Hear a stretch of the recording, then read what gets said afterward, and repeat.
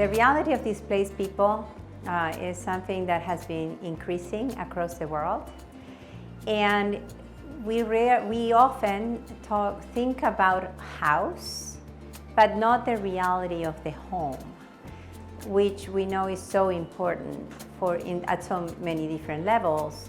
And therefore, we thought it would be a great idea to provide a space where experts, policymakers, and social scientists can come together to think about the role of the home in the life of a migrant and refugees, and how does that home facilitate them the resilience to deal with the transition, integrate them into their new environments, lives, and provide the stability that they do not have. One of the reasons for engaging in studies is to understand the evidence base. We have, I would say, many stories about individual families, and those are important. And we want to bring forward the voices of the community in order to understand big picture policies and practices that are needed. We can still identify sub-pictures that are happening in different areas in this country or even the world. But without it, many people say, well, what do we do? So the nice part of doing a nationally representative study is that we can say, this is what's happening here in the United States, and here are the ways that we can move forward, and here are the areas of strength of the community. We talked about various strengths that have come forth from the data, which is the dedication to their future, to the number of hours that they work, and the contributions that they make for the food and drink that we have on our tables, even to the Christmas trees that we have in our houses over the winter time. And they also can use some of the support of this nation in very specific ways. With every refugee and migrant that I've ever worked with, there are two essential themes. One is their families. Whether the families are with them or not, they've moved because of their families. They want to help their families. And the second is the whole area of work. They want to work, but they're in search of decent and dignified work with just salaries. I think the best policies are to empower people at the local level to work together. So one idea that would work in Idaho might not work in Sarajevo, but the idea is that the local community knows how to welcome people and make them feel at home. So libraries, police departments, mayor's offices, churches, synagogues, mosques, all of them play a role. It's not the government that has the answer, it's the local community that will best be able to do it. And we need to create policies that lift that up. To reorient themselves more toward the ground and look at the lived experience of refugees or IDPs. The concern oftentimes is for refugees and for migrants in the abstract, not real ones. And so that's what needs to change. And the training programs need to change. I don't think the law is okay. It's much too long-term of a project to change the law. We don't need to change the law. Whether you have leverage, right? So to be an effective advocate, you need some leverage over the people you're trying to sway. So if that's a member of Congress, you have votes, and in the United States we have money, because money matters in elections. And so advocates, whether they're citizen rights groups or corporations, they use those levers of power to try to advocate and shape policy. But when we think about international advocacy on behalf of refugees, you have humanitarian aid organizations whose mission is really keeping people alive.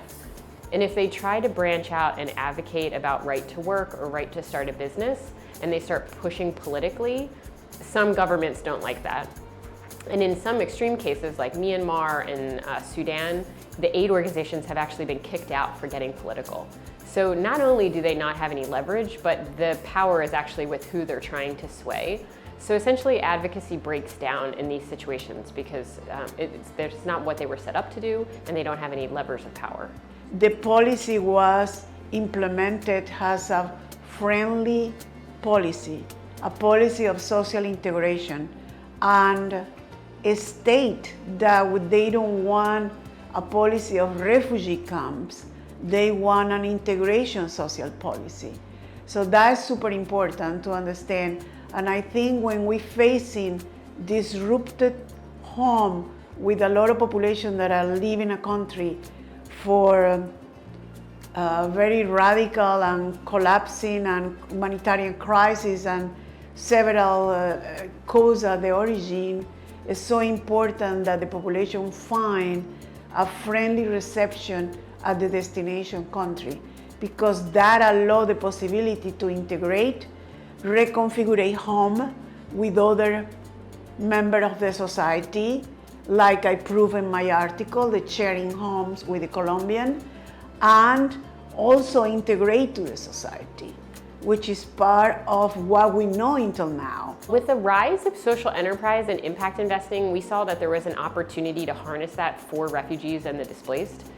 So we're looking at how do we invest in refugee entrepreneurs, how do we invest in companies that are hiring refugees, how do we invest in microfinance funds that are investing in refugees, using impact capital to both measurably improve the lives of the displaced, but also to show host governments that maybe historically have been anti-refugee, right, trying to keep them in very temporary situations, hoping that they go home, arguing that they were maybe a threat to take jobs and take resources, and showing that actually if you invest in these people, they create a lot of value, they bring a lot of value, they often create jobs even for host community members. And our hope is that the more we can show that, it changes the narrative and hopefully can change policy as well.